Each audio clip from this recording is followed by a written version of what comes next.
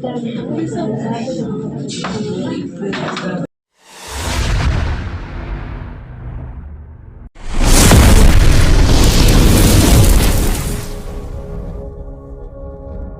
हैं, 5 तक क्लियर हो गया। अब पढ़ते हैं 6 नंबर। सुनिएगा, देखिए जितना ज्यादा आप सुनने पर ध्यान दीजिएगा ना तो बहुत फायदा करेगा आपको, क्योंकि देखो इसमें ना बहुत सारा ऑब्जेक्टिव छुपा हुआ रहता है। सुनते रहोगे ना तो ऑब्जेक्टिव क्लियर हो जाएगा, नहीं सुनोगे तो फिर ऑब्जेक्टिव छूट जाता है, क्योंकि इसी में से बहुत सारा ऑब्जेक्टिव निकल जाता है, बहुत सारा निकल जाएगा इसी में से। 6 नंबर क्या लिखा है देखिएगा। 6 नंबर में भी वही बात लिखा हुआ है, विशालाक्षी। इसका हिंदी हम बता दिए हैं। आपसे क्वेश्चन पूछ लेगा 1 नंबर में कि बता दीजिए विशालाक्षी किसे कहा गया है, ठीक है। तो इसी तरह से सुनते रहिए।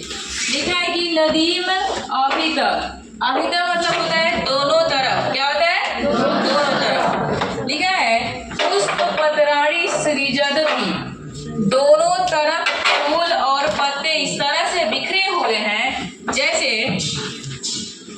मारुत ददु शिखर पर्वत प्रणृत इव। कहने का मतलब ये है कि मारुत, कहने का मतलब ये है कि जब हवाएं बहती है तो उस टाइम ऐसा प्रतीत होता है कि फूल पत्तियां उड़ती है ना, तो ऐसा लगता है कि उसके साथ पर्वत भी उड़ रहा है, यानी पर्वत भी नाच रहा है। अब समझिए कैसे बता रहे हैं। जब हम किसी गाड़ी में बैठ के जब चलते हैं तो सिर्फ हम चलते हैं, जो क्या बोलते हैं, जो रास्ता होता है, जो घर द्वार होता है वो नहीं चलता है।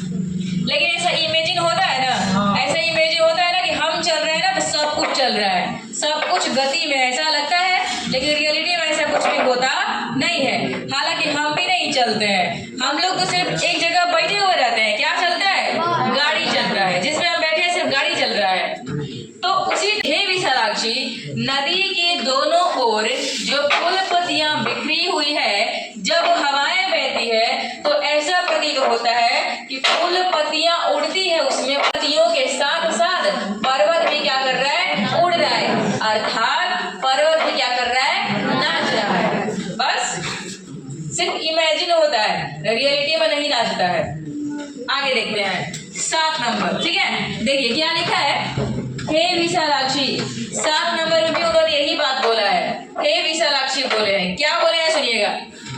क्वचित कहीं पर मणिनिक सोदाम। मणिनिक सोदाम कहने का मतलब ये है ना कि आप लोग देखे होंगे कि जब पानी पर सूरज का प्रकाश पड़ता है तो पानी चमकता है, ऐसा देखे हैं कभी? देखे हैं। तो आगे क्या लिखा है, क्वचित पुलिन शालिनीम। कहीं कहीं पर क्या होता है कि बहुत सारे ऋषि महर्षियों का भीड़ लगा हुआ है, यानी कि बहुत सारे ऋषि महर्षि इकट्ठा हुए हैं। इसके बाद लिखा है क्वचित सिद्ध जना क्रीड़ा। कहीं कहीं पर क्या होता है कि बहुत सारे ऋषि महर्षि लोग सिद्ध करते हैं, यानी क्रीड़ा करते हैं, पूजा पाठ करते हैं। मंदाकिनी नदी में पश्य। 7 का हिंदी समझिए लिखने वाला। 7 में क्या हुआ कि जो राम है वो सीता को बता रहे हैं कि हे विशालाक्षी, जब मंदाकिनी नदी के पानी पर सूरज की किरणें पड़ती है, सूरज का प्रकाश पड़ता है, तो मंदाकिनी नदी का जो पानी है वो मणि के समान चमकता हुआ प्रतीत होता है। ये दृश्य तुम देखो, ये दृश्य काफी मनोहर लग रहा है। खत्म।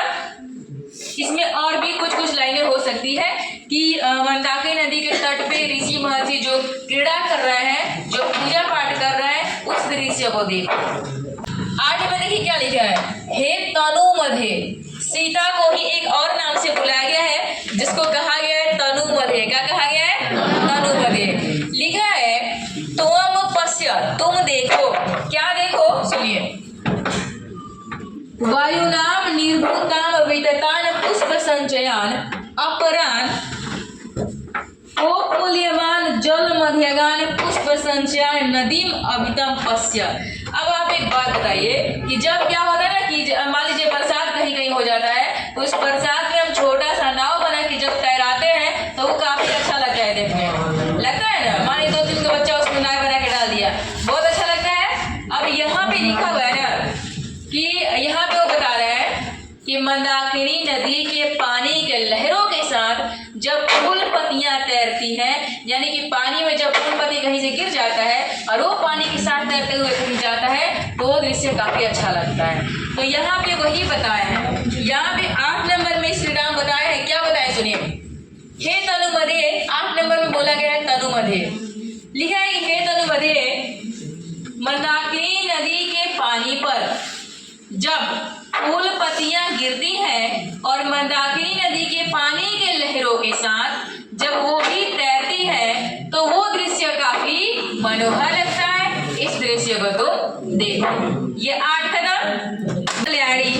यहाँ पे ना सीता को एक और नाम से पुकारा गया है, क्या कहा गया है?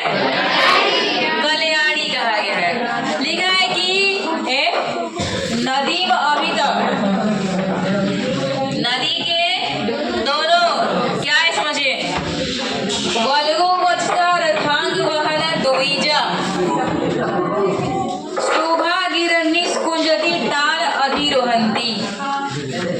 ठीक है, हिंदी इसका समझिए। हे कल्याणी, नदी के दोनों ओर वृक्ष लताओं पर चकवा पक्षी, एक पक्षी का नाम यहाँ बताया गया है, इसका क्या लिखा गया है नाम? चकवा पक्षी। तो ये कह रहे हैं कि हे कल्याणी, नदी के दोनों ओर जो पेड़ पौधे लताए हैं उस पर चकवा पक्षी गूंज रही है, उसी गीत को सुनो और इस दृश्य को देखो।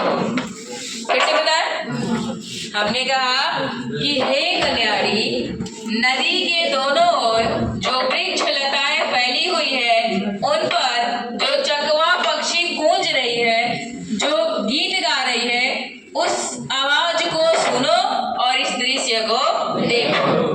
इतना क्लियर है? 10 देखते हैं। 10 पढ़ने के बाद ये चैप्टर टोटली क्या हो जाएगा?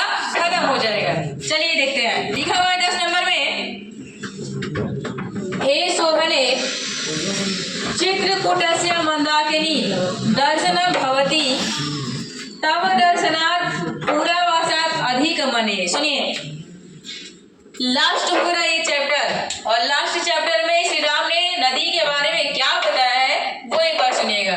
ये कह रहे हैं कि अत्र चित्रकूटस्य मंदाकिनीं च दर्शनं भवति, यानी कहने का मतलब ये है कि लास्ट में श्री राम मंदाकिनी नदी की विशेषता बताते हुए यही कहते हैं कि हे सीते, ठीक है, हे शोभने, आज तक हम लोगों ने बहुत सारा यात्रा किया, बहुत सारा तीर्थ किया, लेकिन उन सारे तीर्थ यात्राओं में मंदाकिनी नदी का तीर्थ यात्रा हमें बहुत ही मनोहर लगा।